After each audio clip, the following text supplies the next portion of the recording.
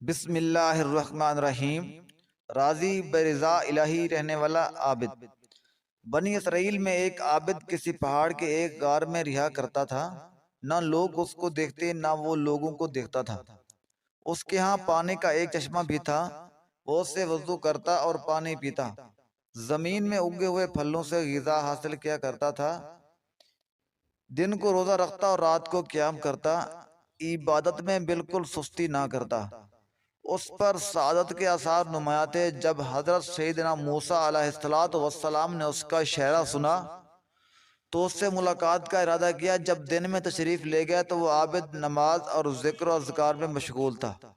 جب رات کو جانا ہوا تو اللہ عز و جل کی بارگاہ میں مناجات میں مستغرق تھا۔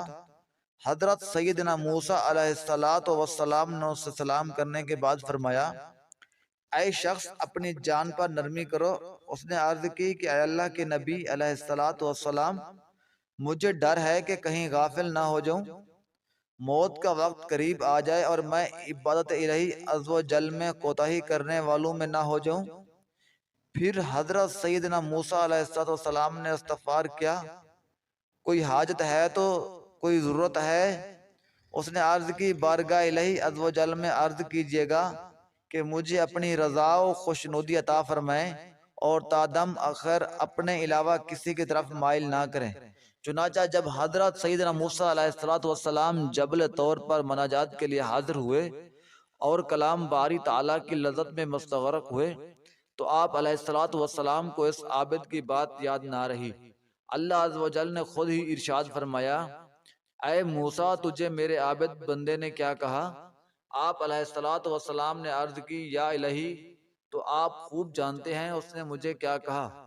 میں تو اسے دعا کروں کہ آپ اسے اپنی رضا و خوشنودی عطا فرما دیں اور اپنے علاوہ کسی مجبور اور نہ کریں، یہاں تک کہ وہ تو اس سے آ ملے۔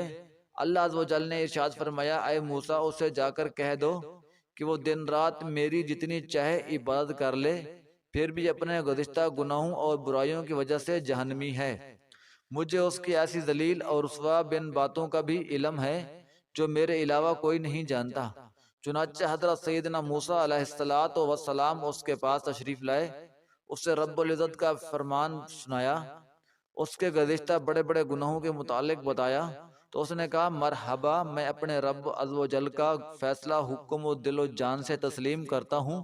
وہ ہر شے کو دیکھنے والا ہے، اسے ہر شے کا علم ہے، اس کے حکم کو کوئی رد کرنے والا نہیں، اس کے فیصلے کو پھیرنے والا کوئی نہیں۔ یہ کہہ کر وہ بہت زیادہ رونے لگا اور عرض کی، اے موسیٰ علیہ السلام، اس کی عزت و جلال کی قسم، وہ اگر مجھے اپنے دروازے دھتکار بھی دے تو بھی اس کے دروازے میں پڑا رہوں گا، کبھی نہ ہٹوں گا۔ اگر مجھے جلا دے یا میرے ٹکڑے ٹکڑے کر دے، میں پھر بھی اس کی بارگاہ سے کبھی نہ پھروں گا۔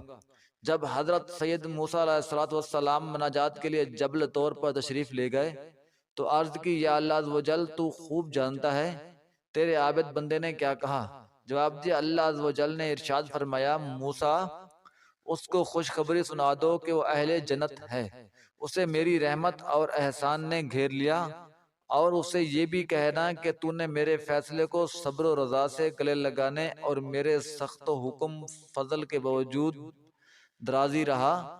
اب اگر تیرے گناہ زمین و آسمان اور درمیانی فضا بھی بھر جائے اور تمام سمندر بھی بھر جائیں تو پھر بھی تیری مغفرت فرما دوں گا، کیونکہ میں بہت کریم اور بخشنے والا مہربان ہوں۔ جب حضرت سیدنا موسیٰ علیہ السلام نے اس عابد کو یہ خوشخبری سنائی تو سجدے میں گر پڑا اور اپنے رب اور رضا کی آمد و حمد کی اور سجدے میں پڑا رہا، یہاں تک کہ اس کی طاہر روح قبض انصری سے پرواز کر گیا۔ اے شک میں پڑھنے والوں، کب تک تمہارا رب العزت تمہیں بلاتا رہے گا؟ تم جواب دینے سے اعراض کرتے ہو، اس نے تمہیں کس قدر ایسا نہ نوازا، پھر بھی تم نافرمانیوں سے اس کا مقابلہ کرتے ہو، حالانکہ تم پر اس کی طرف سے محافظ فرشتہ مقرر ہے۔ جلدی سے توبہ کر لو، وہ تمہارے بہت قریب ہے۔ اس سے ہدایت و توفیق کا سوال کردہ غم دستگی کو دور کرنے کے لیے اسی کے قصد کرو، بے شک وہ اس کا قصد کرنے والا ہے۔ قصد کرنے والا خسارے میں نہیں رہتا، اسے راضی کرنے والا اعمال کرو، اس کی نافرمانی کے کاموں سے بچو، وہ علم و قدرت کے ساتھ ہر جگہ موجود ہے۔ غیب نہیں، مناجات کے وقت اس کی بارگاہ میں دعا کرو، اس لیے کہ وہ دعا کرنے والوں کی دعا قبول فرما لیتا ہے۔ اسی وقت اس کے سامنے گریہ زاری اور گڑ گڑاتے ہوئے صادق دل سے توبہ کر لو، ممکن ہے اپنی عنایت کے لیے تمہیں چن لے گے، کیونکہ اللہ عز و جل جسے چاہے اپنے قریب کے لیے چن لیتا ہے۔ جو اس کی طرف رجوع کرتا ہے وہ اسے اپنی راہ دکھاتا ہے۔ پیارے ملتان کی طرف سے محبت بھرا سلام۔ جو دوست اس چینل پہ نئے ہیں، چینل کو سبسکرائب اور بیل آئیکن کا بٹن ضرور پریس کر لیں تاکہ ہر نئی آنے والی ویڈیو آپ تک پہنچتی رہے۔ اللہ تعالیٰ آپ کو جزائے خیر دے اور اس ویڈیو پر بھی عمل کرنے کی توفیق عطا فرمائے۔ اللہ حافظ۔